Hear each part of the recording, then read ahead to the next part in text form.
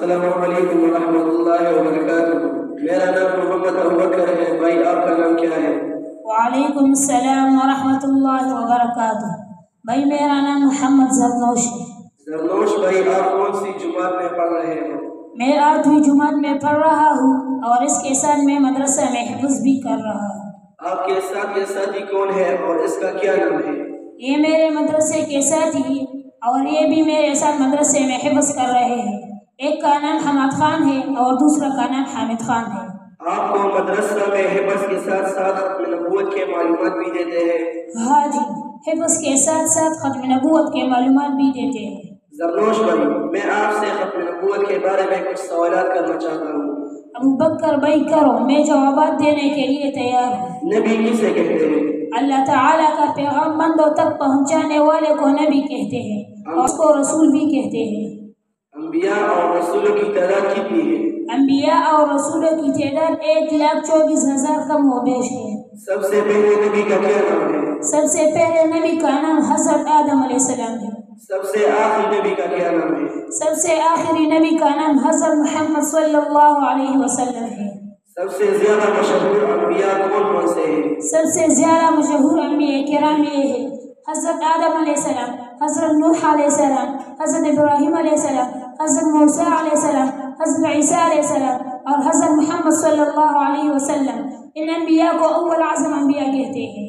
سب سے افضل پیغمبر کون ہے؟ سب سے افضل پیغمبر محمد عربی صلی اللہ علیہ وسلم ہے۔ حضرت محمد صلی اللہ علیہ وآلہ وسلم کی فضیلت بیان کریں۔ حضرت ابو ہریرہ رضی اللہ تعالیٰ عنہ سے روایت ہے کہ رسول اکرم صلی اللہ علیہ وسلم نے فرمایا کہ مجھے انبیاء کرام پر 6 مخصوص چیزوں کے ذریعے دوسرے انبیاء کرام پر فضیلت دی گئی ہے۔ نمبر 1، مجھے جامع کلمات عطا ہوئے ہیں۔ نمبر 2، دشمنوں کے دل پر میرا رعب ڈالنے کے ذریعے مجھے فتح و نصرت عطا فرمائی۔ نمبر 3، مال غنیمت میرے لیے حلال ہوا۔ نمبر 4، ساری زمین کو میرے لیے مسجد اور پاک کرنے والی قرار دی گئی۔ نمبر 5، ساری مخلوق کے لیے مجھے نبی بنا کر بھیجا گیا۔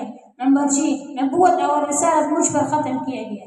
جب نبی کریم صلی اللہ علیہ وآلہ وسلم پر نبوت ختم ہوئی تو عیسیٰ علیہ السلام حضور صلی اللہ علیہ وآلہ وسلم کے بعد اور قیامت سے پہلے کیوں تشریف لائیں گے؟ حضرت عیسیٰ علیہ السلام کا قیامت سے پہلے تشریف لانا بطور پیغمبر نہیں ہوگا بلکہ ایک امتی کی حیثیت سے تشریف لائیں گے۔ اب حماد بھائی، آپ سے سوال ہے، دین اسلام کی مکمل ہونے کی دلیل قرآن مجید سے پیش کریں۔ قرآن مجید کے پارہ نمبر 6 میں سورۃ المائدہ کی آیت نمبر 3 میں اللہ تعالیٰ فرماتے ہیں: الیوم اکملت لکم دینکم واتممت علیکم نعمتی ورضیت لکم الاسلام دینا۔ ترجمہ: آج میں نے تمہارے لیے تمہارے دین کو مکمل کر دیا اور اپنی نعمت تم پر پوری کر دی اور تمہارے لیے دین اسلام پر راضی ہوا۔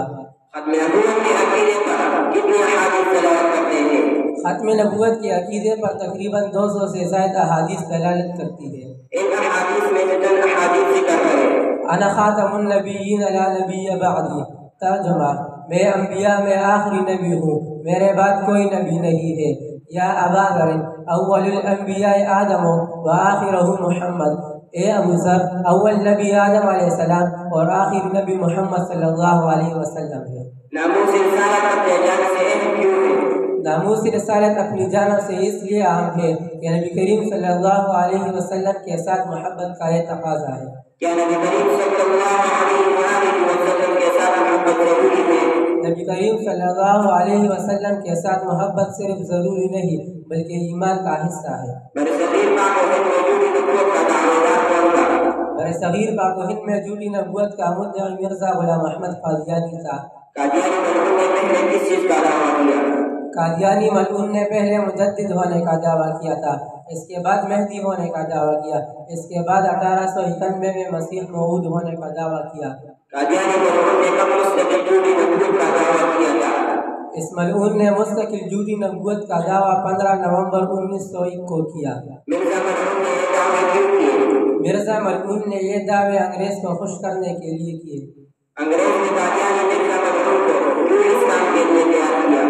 انگریز نے قادیانی مرزا ملعون کو اس کام کے لیے اس لیے تیار کیا کہ انگریز کے خلاف فلسفہ جہاد کو کمزور کیا جائے۔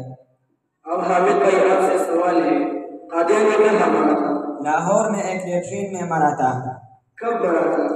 26 مئی 1908 بروز منگل کو مرا تھا۔ کس حالت میں مرا تھا؟ بیسے کی حالت میں بدترین موت پر مرا تھا۔ اس سے معلوم ہوا کہ وہ دجال کذاب تھا۔ قادیانیوں کو پاکستان کے آئین میں کب کافر قرار دیا گیا؟ قادیانیوں کو پاکستان کے آئین میں 1974 کو کافر قرار دیا گیا۔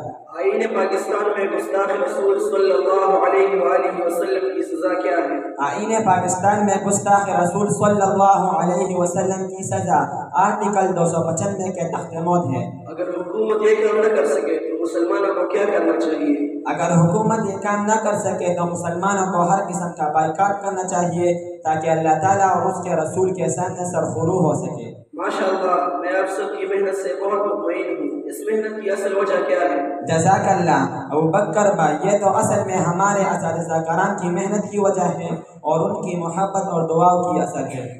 حامد بھائی، آپ آخر میں سامعین کو کیا میسج دینا چاہیں گے؟ ابو بکر بھائی، میں آخر میں سامعین کو یہ میسج دینا چاہتا ہوں کہ آپ بھی اپنے بچوں میں سے ایک بچہ دین کے لیے وقف کریں کہ اس کی وجہ سے آپ کو دنیا اور آخرت میں عزت اور کامیابی مل جائے۔ شکریہ والسلام۔